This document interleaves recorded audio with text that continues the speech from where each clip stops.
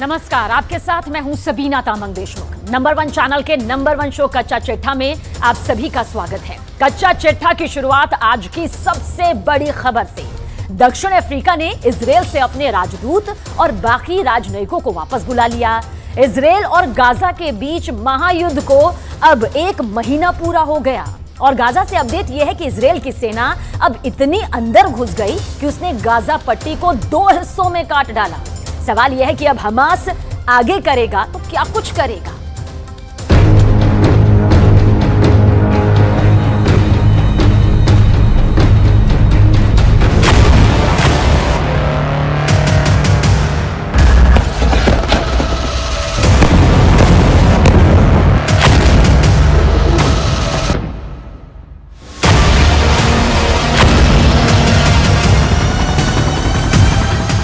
Israel और Hamas का युद्ध,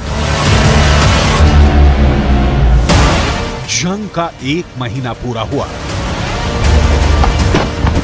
और इस 1 महीने में इतना खून खराबा हुआ कि दोनों तरफ मिलाकर 12,000 लाशें गिर चुकी हैं।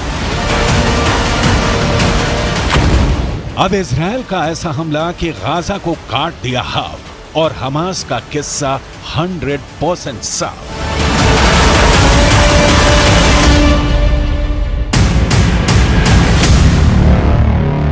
यही इजरायल का मकसद है, यही इजरायल का इरादा है।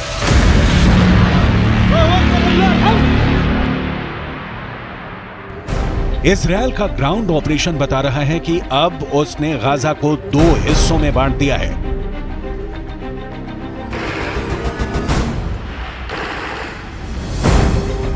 या कहें कि गाजा को 2 हिस्सों में काट दिया है। एक तरफ उत्तरी गाजा, जिसको चारों तरफ से इजरायल की सेना ने घेर लिया है, अंदर बहुत खतरनाक युद्ध जारी है। तो दूसरी तरफ दक्षिणी गाजा, इजरायल की कोशिश है कि उत्तरी गाजा में हमास के पूरे कैडर को खत्म कर दिया जाए। लेकिन उत्तरी गाजा में इजरायल की जमीनी कार्रवाई उस जगह से बहुत दूर नहीं जहां गाजा के सबसे बड़े अस्पताल भी हैं। लेकिन इस वक्त इजरायल से पूरी दुनिया मांग कर रही है कि गाजा पर बमबारी को रोका जाए, यानी सीज फायर हो। 1 महीने के युद्ध को लेकर इजरायल कहां पास हुआ है, कहां फेल हुआ है। 7 अक्टूबर को हुए हमले के बाद हमास के खिलाफ जंग में इजरायल के 2 मकसद थे। पहला, हमास के पास से करीब 250 बंधकों को आजाद कराना, जिसमें इजरायल अभी तक कामयाब नहीं हुआ है। दूसरा, इजरायल हमास को जड़ से खत्म करना चाहता है, लेकिन अभी तक इसमें भी इजरायल फेल ही साबित हुआ है। תדעו שיש דבר אחד שאנחנו לא נעשה. לא תהיה הפסקת אש בלי החזרת חטופינו. שיוציאו את זה בכלל מהלקסיקון. אנחנו אומרים את זה גם לאויבינו וגם לידידינו.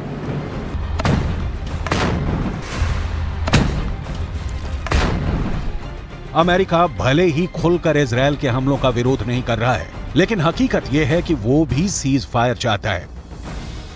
ऐसे में अब तक इजरायल को सिवाय हमास के कुछ कमांडरों के मारे जाने, बंकर तबाह करने से और ज्यादा कुछ हासिल नहीं हुआ है। उत्तरी गाजा में इजरायल के टैंक घूम रहे हैं, जरा सी हरकत पर बमबारी कर रहे हैं।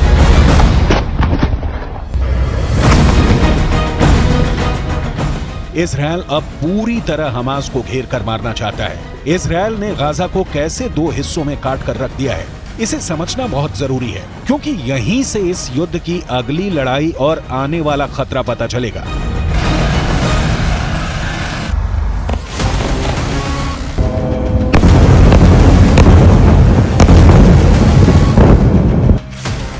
इजराइल ने ठान ली है कि गाजा का नामो निशान मिटा देगा। गाजा के नक्शे में अगर आप देखेंगे तो उत्तरी इलाका ये गाजा है और यहां पर आप इजराइल देखेंगे, उधर मेडिटेरियन सी है।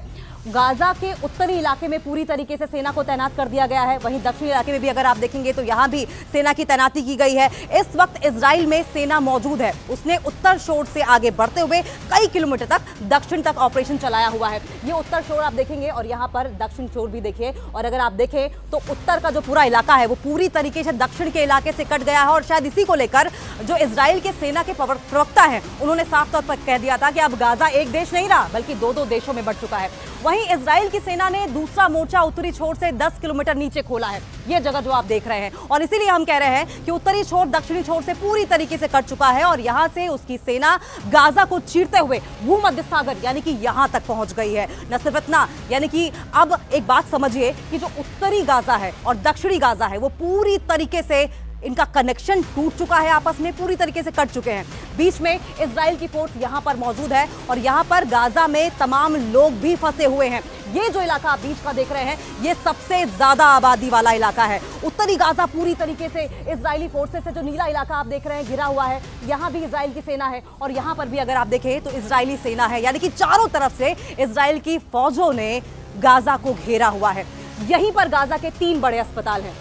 अल शिफा अस्पताल, इस अस्पताल के बारे में आप जानते हैं कि यहां पर हमास के तमाम बंकर्स के होने का दावा किया जा रहा है और इन तमाम बंकर्स में कई आतंकवादी ऐसे हैं जो छिपे हो सकते हैं। उनकी सेना को मदद में लाए जाने वाले जो तमाम हथियार हैं वो भी यहां हो सकते हैं। और इसके अलावा अल कुद्स अस्पताल यहां पर है। वहीं अगर एक और इंडोनेशियाई अस्पताल की बात करें तो वो भी यहां पर है, जिनका इस्तेमाल हमास के तमाम आतंकवादी ढाल के तौर पर भी करते हैं। ये वो जगह है जहां पर हजारों लोगों ने आसरा लिया हुआ है और अब इजराइल की सेना यहां बहुत करीब पहुंच चुकी है।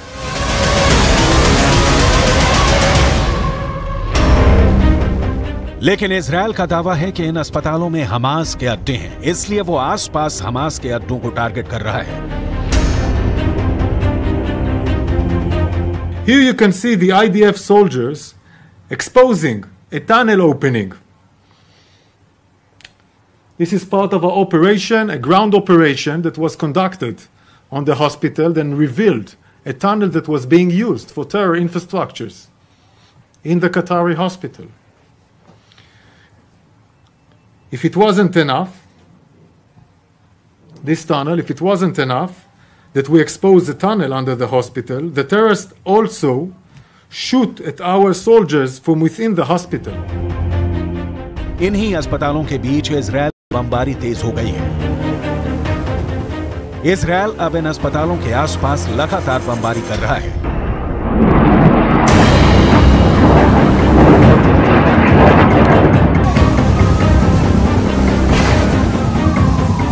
ऐसे ही कई हमलों के बाद हमास ने भी जवाबी कार्रवाई की और उत्तरी इजरायल में कई शहर उसके टारगेट बने। रात हो या दिन 24 घंटे लगातार गाजा पे हमले जा रहे हैं आईडीएफ के, और एक बहुत बड़ा हमला हुआ है। न्यूज 18 इंडिया इस वक्त गाजा बॉर्डर पे मौजूद है इजराइल की तरफ, और वहां से आपको एक बड़े हमले की तस्वीर आपको दिखा रही है। इस समय देख सकते हैं आप उत्तर गाजा में शायद जबालिया या बेट हनून है, उसी का इलाका है, उसी के आसपास का, वहां एक बहुत बड़ा हवाई हमला किया गया है। धमाके लगातार हो रहे हैं, लेकिन ये बड़ा हमला हुआ और एक ही नहीं, उसके बगल से एक दूसरा गुबार भी उठता हुआ हमें दिख रहा है। हमास के रॉकेट को रोकने का दबाव बहुत ज्यादा है और अब हिजबुल्लाह की तरफ से भी जो प्रेशर आया है उसे इजरायल का आयरन डोम भी नहीं झेल पा रहा। इस वीडियो को देखिए जिसमें आयरन डोम से निकली मिसाइल फेल हो गई और लौटकर वापस इजरायल में ही आ गिरी। इस वीडियो से पता चलता है कि अब आयरन डोम बहुत ज्यादा दबाव में है।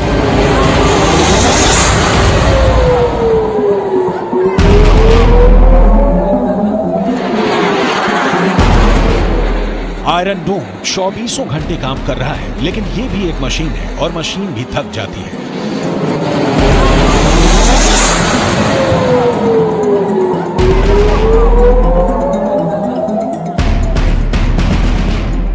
रॉकेट हमलों के बीच इजरायल का दावा है कि गाजा के अस्पतालों के नीचे हमास के अड्डे बने हुए हैं, जहां हथियारों से लेकर फ्यूल सब कुछ छुपा कर रखा जाता है, लेकिन इजरायल अभी तक कोई ठोस सबूत नहीं दे पाया है।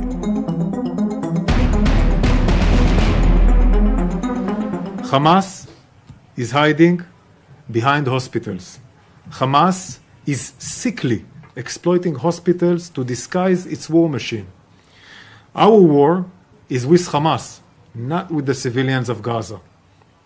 We will not accept Hamas' cynical use of hospital to hide their terror infrastructure. I want to repeat.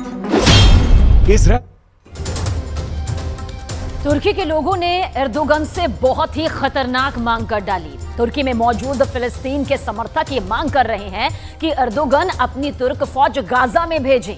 Gaza के हालात से एर्दोगन पहले ही बहुत दुखी है और अगर इसी तरह राजनीतिक दबाव उन पर बढ़ता रहा तो गाजा वर्ल्ड वॉर का ट्रिगर पॉइंट कभी भी बन सकता है।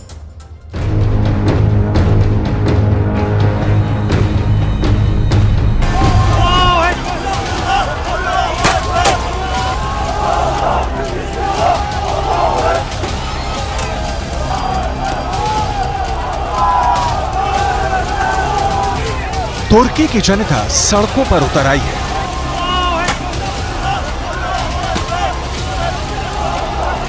तुर्की के लोग इजरायल और अमेरिका के खिलाफ नारे लगा रहे हैं। अगर विरोध प्रदर्शन सिर्फ यहीं तक होता तो बाइडेन और नेतन्याहू को इससे कोई फर्क नहीं पड़ने वाला था, लेकिन तुर्की के नाराज लोग जो फिलिस्तीन के लिए नारे लगा रहे थे,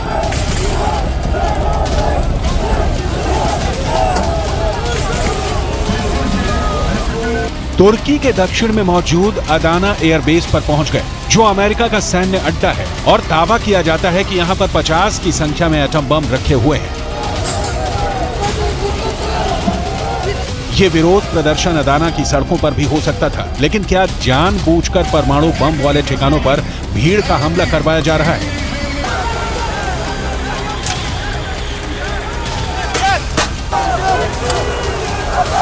क्या रूस और ईरान मिलकर कोई बहुत बड़ी साजिश रच रहे हैं,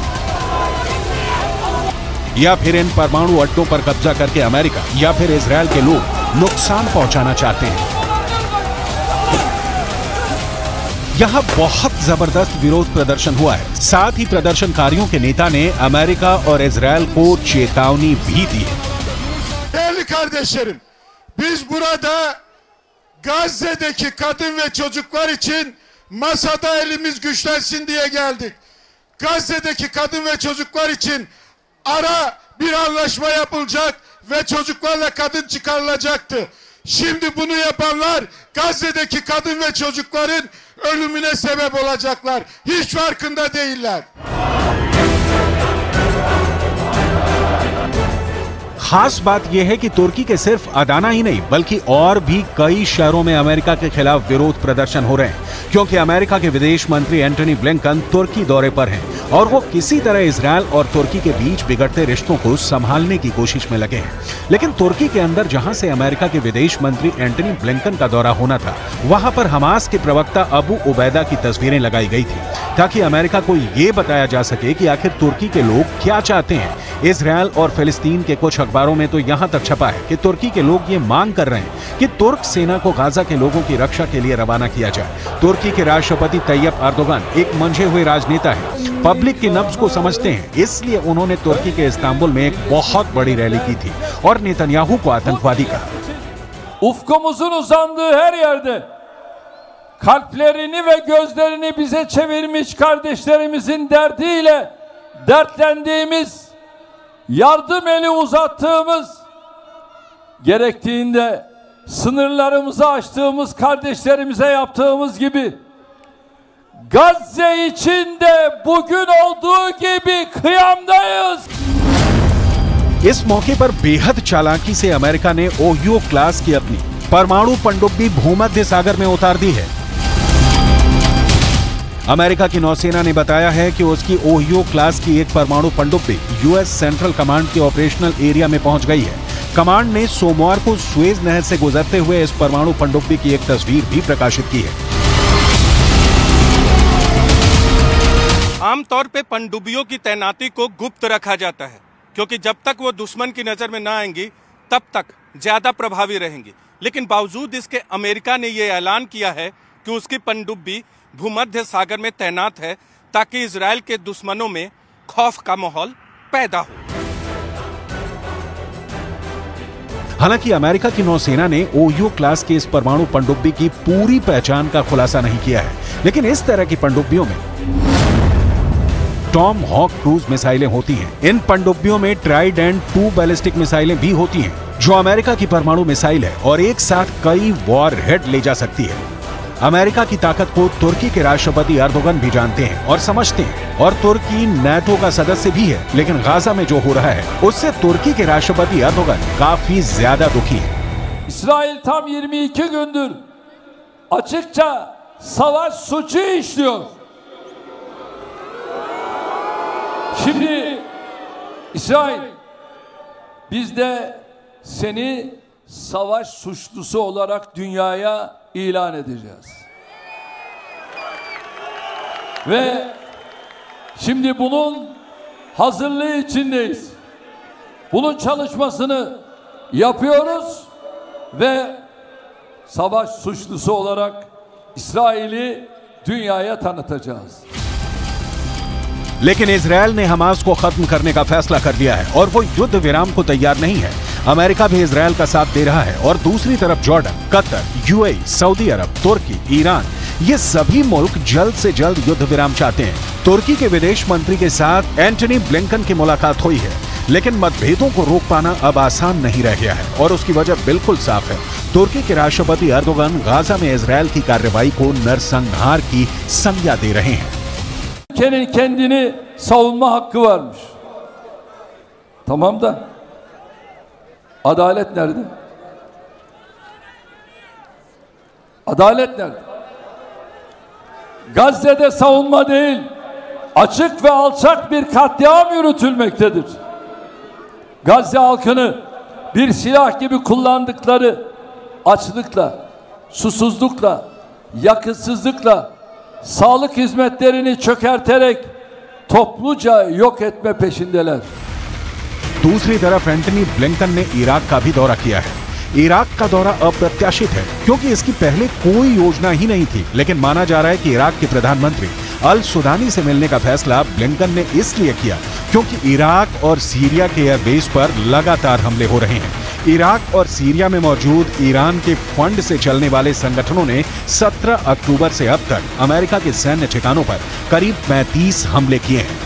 माना यह जा रहा है कि एंटी ब्लिंकन ने इराक के प्रधानमंत्री अल सुदानी के जरिए ईरान को संदेश भेजा है, क्योंकि ब्लिंकन से मुलाकात के फौरन बाद अल सुदानी ईरान गए हैं और उन्होंने वहां अमेरिका की तरफ से ईरान को ये बताया है कि अगर सीरिया और इराक में अमेरिका पर हमले नहीं रुके तो ईरान को इसकी भारी कीमत चुकानी पड़ेगी।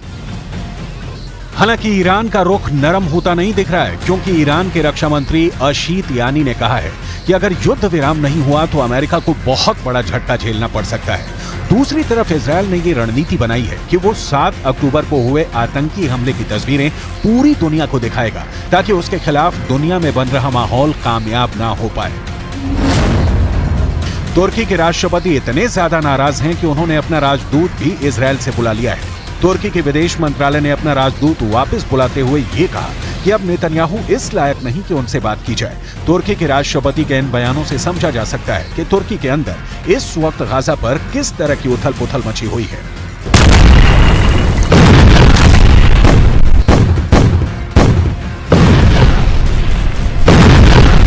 Ülkenin kendini savunma hakkı varmış. Tamam da adalet nerede?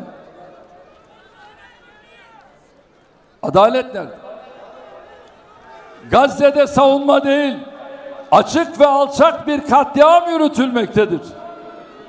Gazze halkını bir silah gibi kullandıkları açlıkla, susuzlukla, yakıtsızlıkla, sağlık hizmetlerini çökerterek topluca yok etme peşindeler. कुल मिलाकर अगर गाजा में ऐसे ही इजरायल बम बरसाता रहा तो पूरा वेस्ट एशिया अस्थिर हो सकता है।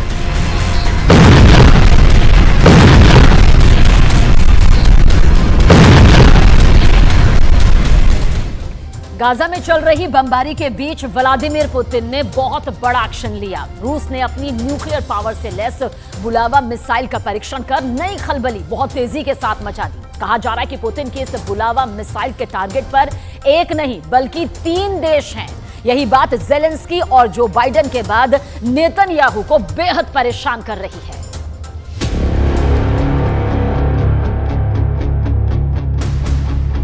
Боевая тревога, ракетная атака. Боевая тревога, ракетная атака. 3, 2, 1. Линия старта.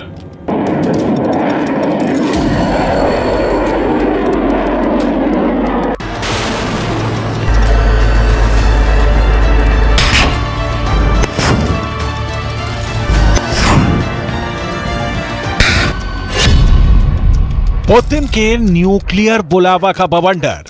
По морской цели. 1-0.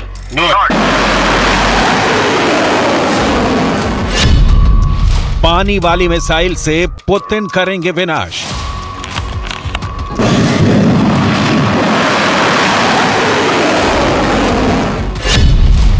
पुतिन का मोस्ट डेंजरस हथियार फायर।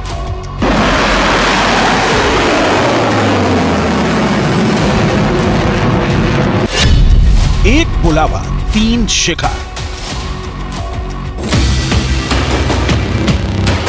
पुतिन ने अपने हथियार भंडार से अब वो निकाला है जिससे तबाही की कहानी इतिहास ने ना कभी देखी ना कभी सुनी है।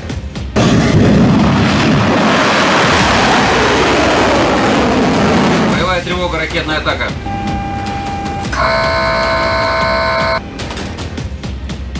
रूस ने अपने हथियारों के जखीरे में एक और महाविनाशक हथियार शामिल किया है। रूस की नई परमाणु पनडुब्बी से परमाणु शक्ति संपन्न बुलावा मिसाइल दागकर रूस ने सफल परीक्षण किया है। ये बुलावा मिसाइल अमेरिका तक मार कर सकती है। रूस की परमाणु चालित पनडुब्बी इंपीरेटर अलेक्जेंडर 3 ने न्यूक्लियर हथियार ले जाने में सक्षम बुलावा बैलिस्टिक मिसाइल का परीक्षण किया। 3, 2, 1, Активация старта.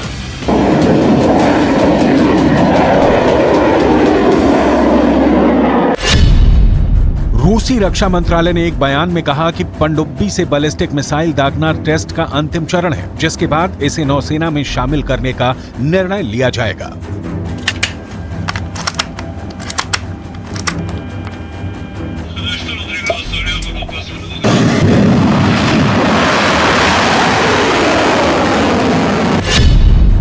रूस की ओर से जारी बयान के मुताबिक मिसाइल रूस के उत्तरी तट के पास सफेद सागर में पानी के नीचे लॉन्च की गई। अंतर महाद्वीपीय मिसाइल ने रूस के सुदूर पूर्व में मौजूद कामचटका प्रायद्वीप पर एक टारगेट पर हमला किया। इस दौरान मिसाइल ने हजारों किलोमीटर का सफर तय किया और टारगेट को हिट किया।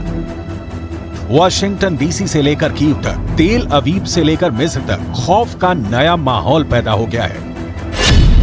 बुलावा मिसाइल की बात करें तो ये 12 मीटर लंबी है, जिसकी रेंज लगभग 8000 किलोमीटर है। ये अपने साथ 6 न्यूक्लियर हथियार ले जा सकती है। रूसी नौसेना की ये एक बड़ी ताकत है।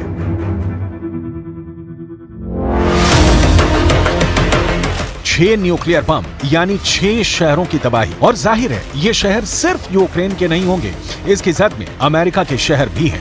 रूस ने अमेरिका तक मार करने वाली मिसाइल का परीक्षण करके पश्चिमी देशों को कड़ा संदेश दिया है। ये मिसाइल रूस का सबसे खर्चीला हथियार कार्यक्रम बताया गया है। बुलावा मिसाइल की ताकत रूस को इस क्षेत्र में अभेद बनाती है। बुलावा मिसाइल जिस नई पनडुब्बी से लॉन्च की गई उसकी डिटेल समझनी भी बहुत जरूरी है।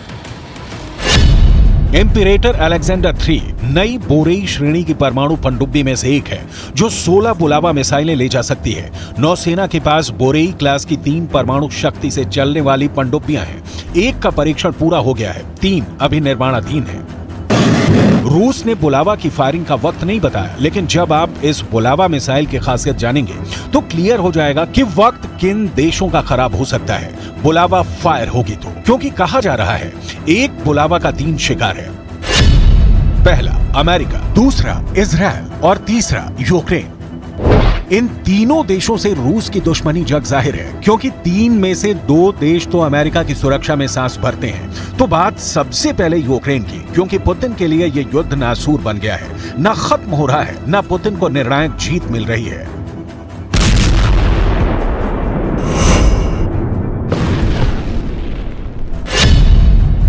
बुलावा का टारगेट नंबर 1 यूक्रेन। कभी रूस तो कभी यूक्रेन जंग फंस गई है। रूस इस युद्ध का जल्दी से जल्दी फैसला चाहता है, लिहाजा जिसकी आशंका दुनिया के कई एक्सपर्ट जता चुके हैं कि इन हालात में पुतिन परमाणु गिराने की सोच सकते हैं। बुलावा जैसी मिसाइलें इस दौरान सबसे कारगर साबित होंगी। पुतिन इसे ब्लैक सी से कीव पर दाग सकते हैं। इसे रोकने में यूक्रेन में तैनात अमेरिका का पैट्रियट डिफेंस सिस्टम भी नाकाम साबित हो सकता है। बुलावा लॉन्च की टाइमिंग बता रही है कि पुतिन को चिंता इस वक्त सिर्फ अपने युद्ध की नहीं, इजरायल युद्ध की भी है, क्योंकि इजरायल में भी रूस अपना स्टेक मानता है, जमीनी नहीं, कूटनीतिक। बुलावा का टारगेट नंबर 2, इजरायल। रूस इजरायल के बीच क्या चल रहा है, उदाहरण देखिए, जिससे यह तय हो जाएगा कि पुतिन बुलावा का मुंह इजरायल की ओर करते हैं तो इसमें बहुत आश्चर्य की बात नहीं होगी। रूस इजरायल के कट्टर दुश्मन हिजबुल्लाह को मिसाइल डिफेंस सिस्टम दे रहा है। यह सिस्टम हिजबुल्लाह हमास को सप्लाई करता है, तो इजरायल को गाजा के विनाश की दूसरी स्क्रिप्ट लिखनी होगी।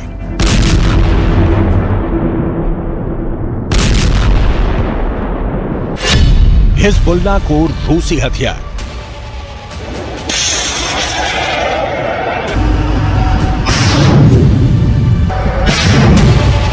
Panchsheel missile defence system Israeli ballistic मिसाइलों और हाइपरसोनिक मिसाइलों को भी मार कर गिरा सकता है। रूस ने दावा किया था कि SA-22 air defence missile system America के पैट्रियट मिसाइल सिस्टम के बराबर है।